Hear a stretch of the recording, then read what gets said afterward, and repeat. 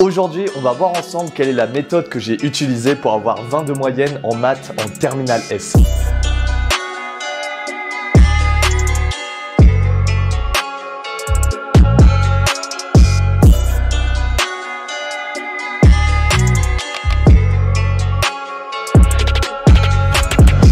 Bon, il n'y a pas si longtemps, les seuls points de repère pour les études, c'était les parents, la famille, les profs ou les potes de fac. Mais depuis des années, les contenus d'étudiants explosent sur les réseaux sociaux. Sur Instagram, le hashtag student correspond à plus de 22 millions de publications et sur TikTok, c'est 37 milliards de vues. T'as des sites spécialisés sur tous les cursus, des chaînes YouTube entières, des vlogs, des Discord ou encore des live study with me. Bienvenue dans cette nouvelle vidéo. Aujourd'hui, on va réviser 1 heure ensemble. On peut trouver des centaines de conseils, des exemples de routines, des réussites inspirantes, mais aussi des outils ou même du soutien psychologique. Aujourd'hui, nous allons aborder un second thème autour de la santé mentale et plus particulièrement des tabous et des non-dits qui lui sont reliés. C'est littéralement une invasion et ces chiffres augmentent chaque minute avec la globalisation des réseaux sociaux. Alors, avec autant de contenu et des influenceurs étudiants toujours plus positifs, on pourrait s'attendre à ce que les élèves d'aujourd'hui soient hyper forts avec un mental d'acier, ou alors au moins un peu plus qu'il y a 10 ou 15 ans. Pourtant, on n'arrête pas de parler de la détresse mentale des jeunes.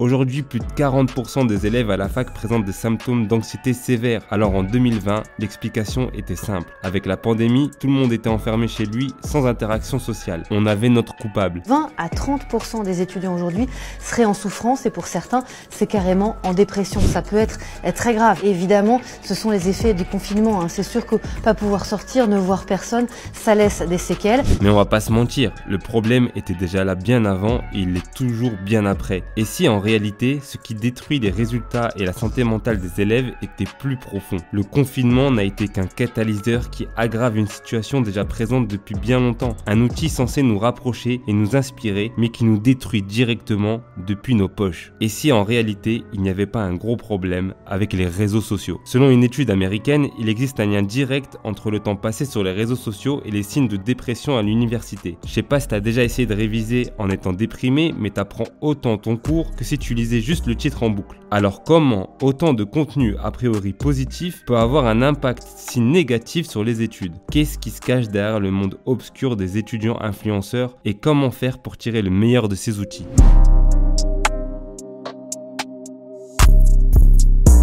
Le 1er janvier, j'ai démarré une expérience qui consistait à retirer tous mes divertissements qui prennent place sur un écran pendant 30 jours. So I honestly believe that this problem is much bigger than we think and that every single person is impacted by it. And that's why I want to tackle it by doing a 7-day dopamine detox. La tentation des réseaux sociaux est partout, comme un énorme aimant numérique qui attire tout le monde, tout le temps. Mais depuis quelques mois, on voit exploser une tendance avec des vidéos défis dopamine détox. Et je me suis forcé pendant 7 jours à appliquer ces 7 règles très strictes. Numéro 1, pas de divertissements digitaux. La dopamine détox, qui consiste simplement à se détoxifier de tous ces petits plaisirs instantanés qui ont l'air si inoffensifs, mais qui sur le long terme détruisent complètement nos vies. L'objectif est simple, se sevrer des réseaux sociaux, voire même des distractions en général. Et chaque mot est important. On parle de dopamine parce que c'est le neurotransmetteur à la base du système de récompense de notre cerveau. C'est la dopamine qui déclenche la sensation de plaisir. Tu reçois un petit shoot à chaque nouvelle notif, chaque vidéo courte, chaque story, chaque commentaire. Ce système servait à te récompenser des efforts qui permettent la survie et la reproduction de l'espèce. Mais aujourd'hui, il est la cible parfaite pour les algorithmes qui veulent absolument te garder le plus longtemps possible connecté. Tous tes likes, le temps que tu passes sur les types de contenu, tes commentaires, tout est analysé, digéré, interprété pour te proposer exactement ce qu'il faut pour te garder sur l'appli. Instead of showing you people you knew, why don't we show you content that you liked?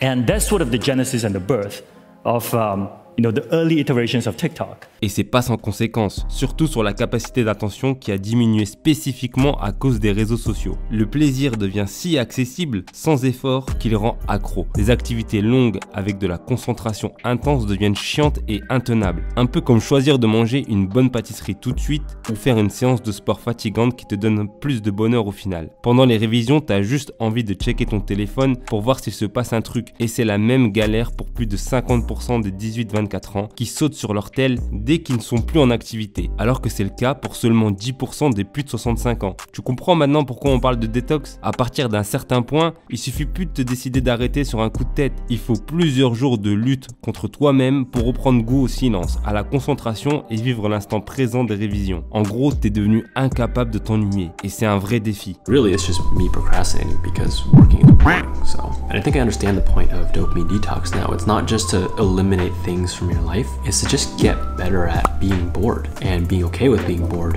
Mais si on essayait d'être plus malin que l'algorithme, au lieu de liker des trucs débiles, on se concentre sur le contenu qualitatif qui parle des études et qui aide à mieux réviser. Peut-être que ça pourrait être la solution ultime pour utiliser les bons côtés des réseaux sociaux. En vrai, c'est pas si simple.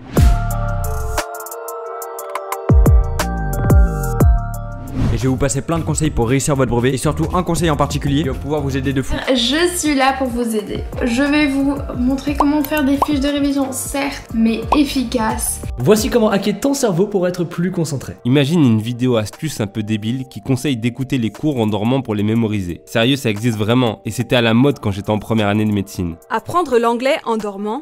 Apprenez les phrases et les mots les plus importants en anglais pendant votre sommeil. Si elle cartonne, beaucoup de personnes vont vouloir la répliquer. Certaines parce qu'ils y croient, d'autres juste pour faire des vues. Alors, quand tu cliques sur cette vidéo d'astuces de révision, tu peux être sûr que l'algorithme va t'en faire bouffer d'autres qui lui ressemblent à peu près. Dans tout ce bordel, personne n'a vérifié si ça marche, ni de qui ça vient, et encore moins s'il est fiable. Tu te trouves totalement entouré par ces conseils et tu vas croire que c'est la révolution, parce que tout le monde en parle. Mais en réalité, t'es juste enfermé dans une petite bulle d'algorithme fermé qui te donne une image biaisée de la réalité. C'est l'effet de la chambre d'écho. Les informations rebondissent de partout et te donnent l'impression d'être partagées par tout le monde. Si tout le monde en parle, c'est forcément bien, même si à la base, l'astuce était totalement bidon. Heureusement, il y a des comptes totalement dédiés aux études, des fois même à une branche spécifique avec plus de crédibilité qui donne des conseils tous les jours et montre la vraie vie des étudiants. On peut peut-être leur faire confiance, non? Pas si sûr.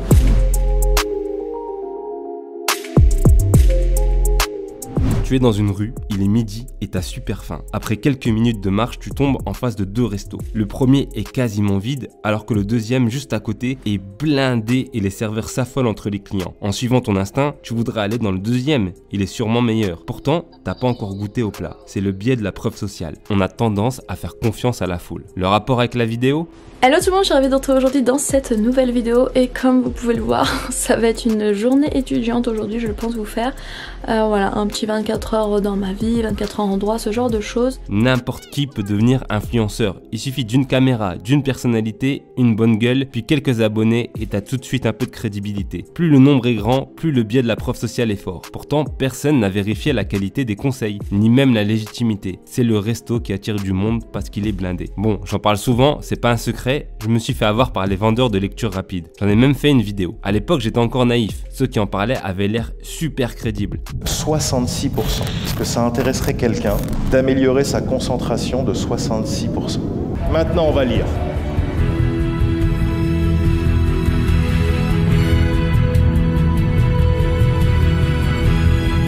On crée de l'appétit dans le cerveau. On pirate le cerveau. Ils étaient beaucoup suivis, disaient lire des dizaines de livres par mois et montraient un style de vie que j'enviais. Mais quand j'ai creusé un peu, aucun n'a vraiment vécu de concours difficiles, ni fait de longues études. Aujourd'hui, c'est la même chose sur YouTube, Insta ou TikTok. Des gens qu'on prend comme modèle à l'aveugle sans rien savoir d'eux. Des vidéos de conseils de septembre à juin, des vlogs, des astuces. Et puis pouf, en fin d'année, la fameuse vidéo du style « J'ai raté mon année, explication ». Après des mois à bombarder tout le monde de contenu. Mais alors au fond, qu'est-ce qui se cache derrière ces influenceurs étudiants? Salut tout le monde, aujourd'hui c'est mon premier vlog étudiant. On est actuellement le 22 novembre, je devais sortir cette vidéo depuis très longtemps. Mais donc ce vlog est le vlog de ma rentrée.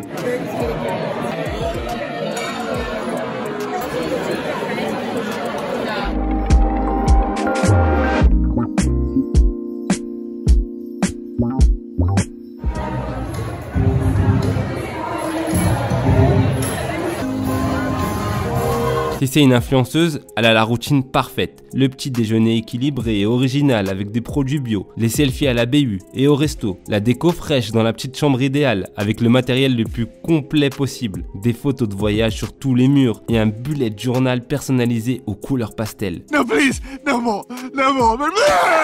Si c'est un influenceur, il a tous les gadgets high-tech, un bureau en noir et blanc ou alors en bois massif. Il court 10 km par jour et se fait un shaker protéiné pendant sa pause à la BU. T'as forcément vu ces clichés sur pas mal de comptes étudiants. Rendre le quotidien cool, mettre en avant un certain mode de vie, c'est ce que j'appelle la glamourisation des études. Petit à petit, une idée s'incruste alors dans ta tête. Il faut faire la même chose qu'eux pour avoir la même réussite. Doucement, on peut voir des étudiants essayer la même routine, jusqu'à manger les mêmes plats et vivre avec les mêmes organisations. De simples philosophies de vie, on passe à un nouveau culte avec ses propres rituels, ses propres gourous. Pendant la première année, j'étais solo dans une chambre étudiante de 9 mètres carrés, bureau inclus, j'alternais entre des pâtes et des sardines. Alors j'ose même pas imaginer les autres vies de certains de mes concurrents. Donc qu'est-ce qui se passe si on n'a pas de thunes? Des fois pas de famille, pas de chambre seule, même pas de BU. Ça crée un écart entre la vision de l'étudiant à succès et la situation réelle. Le risque, c'est de commencer à croire que t'as pas ce qu'il faut pour réussir. Tes quelques défauts te sautent aux yeux et tu te sens pas légitime pour réussir tes études. Un vrai syndrome de l'imposteur. J'ai eu le syndrome de l'imposteur pendant toutes mes études. J'ai passé les 5 ans et surtout le début, mais quasiment tout le temps, à me dire je n'ai rien à faire là, je suis la plus nulle, je n'y arrive pas, j'ai moins de culture que les autres, pourquoi je suis là, je mérite pas d'être là. Comment vous dire à quel point je suis fière d'être arrivée jusqu'ici, à quel point ça a été dur les études, à quel point je me suis confrontée sans cesse à mes peurs, à mon syndrome de l'imposteur, à mes échecs. Alors t'essayes de coller un peu à cette image idéale sans prendre en compte ta situation. Et si malgré tout ça, tes notes sont mauvaises, tu te sens nul et tu crois que c'est toi le problème. Mais c'est pas parce qu'une méthode de travail, une discipline ou un style de vie marche sur quelqu'un que c'est adapté à tous. J'ai coaché des dizaines d'étudiants et aucun se ressemblait. Aucun n'a révisé exactement comme moi alors qu'on a passé le même foutu concours. En voulant copier ce qui marche sur quelqu'un, tu vas juste perdre des mois avant de te rendre compte que c'est une erreur. Et des mois, c'est trop cher quand on ne peut même plus redoubler la première année de médecine. Pourtant, ces routines ont l'air saines. Disons que notre ami Stan décide de se lancer un défi. Le défi de se lever tous les matins à 5 h du mat. Alors une petite parenthèse, si tu es effrayé à l'idée de se lever si tôt ou tu penses même que c'est impossible, on verra plus tard quelques techniques pour rendre ça très facile. J'ai pris des douches froides tous les jours pendant 30 jours et voici le résultat.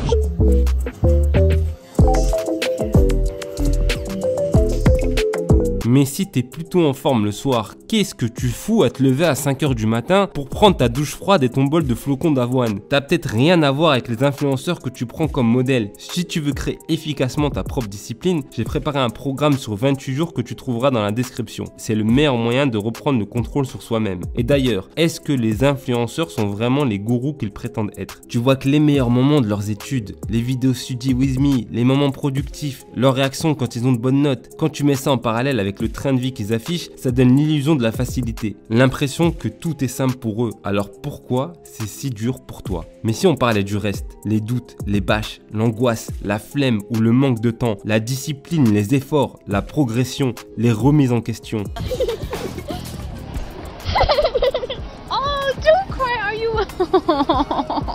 Mais comment parler de tout ça quand ils incarnent la réussite? Ils deviennent prisonniers de leur image, obligés de faire semblant que tout va bien, même quand tout va mal, par peur de passer pour des imposteurs. Finalement, le syndrome de l'imposteur touche aussi bien les influenceurs que les abonnés, et ça bousille la confiance en soi de tout le monde. Quand tu commences à croire que tu as un problème, que les autres sont meilleurs, tu cherches la solution. T'es prêt à tout pour retrouver un peu de confiance. Et ça tombe bien parce que la confiance, justement, ça se vend très bien.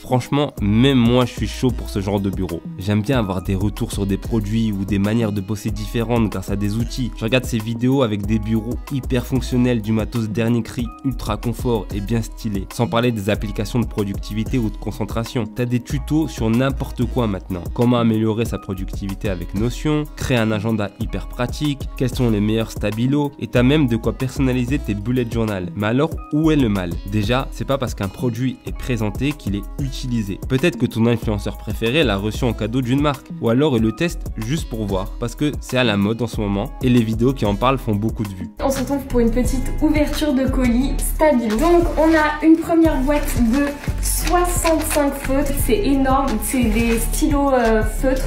Ou peut-être juste un partenariat, et dès que la caméra est coupée, il termine au fond du placard. Mais même si on part du principe que ce magnifique carnet de productivité fait bien partie de sa méthode de travail, est-ce que c'est vraiment efficace? Est-ce qu'il s'en sortirait même pas mieux sans? Et est-ce que c'est vraiment adapté pour toi? Le problème ne vient pas de ces vidéos, mais de l'attente que tu as sur ces objets. T'espères d'eux qui vont combler le vide que tu ressens avec le syndrome de l'imposteur. Tu voudrais au fond qu'en achetant l'un d'eux, t'achètes une partie de ta réussite, une partie de leur réussite.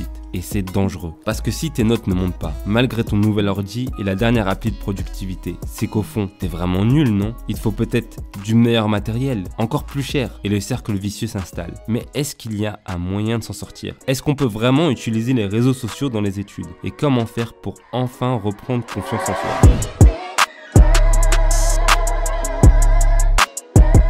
Ok, on arrête tout de suite, c'est impossible. Le seul moyen d'être sûr de bien consommer les réseaux sociaux, c'est de pas les utiliser. Même avec toutes les stratégies, même en étant conscient des biais, l'algorithme est juste plus fort que toi. Il t'aura à la longue, petit à petit. Mais c'est pas pour autant que tu dois te couper du monde pour toujours. Prends-les plutôt comme des divertissements, parce que c'est ce qu'ils sont au final. Quand tu es en période de révision intensive, tu peux être certain que ça va rien t'apporter. Alors juste coupe-les et concentre-toi sur tes objectifs. Et dès que la pression relâche, tu peux te mettre dessus, mais n'essaye pas de mélanger les deux. Les réseaux tuent ton cerveau pour booster l'ego des autres. Tu verras qu'en les prenant juste pour des divertissements, ils vont entrer en concurrence avec les autres, comme regarder un film, sortir voir des potes ou même jouer à des jeux vidéo. Tu vas vite préférer ta sortie au cinéma plutôt qu'une heure de scroll sur ton téléphone. Plus d'amusement, moins de perte de confiance en soi. Mais finalement, est-ce qu'on doit retourner à la situation de base? N'avoir personne avec qui se comparer en dehors de la famille et les amis proches? Oui et non. T'as aucun intérêt à te comparer aux autres, ou plutôt à la version d'eux-mêmes qui veulent bien te faire voir. Mais t'as quand même besoin d'un point de repère, et le seul valable, le plus fiable que je connaisse, c'est le toi d'hier.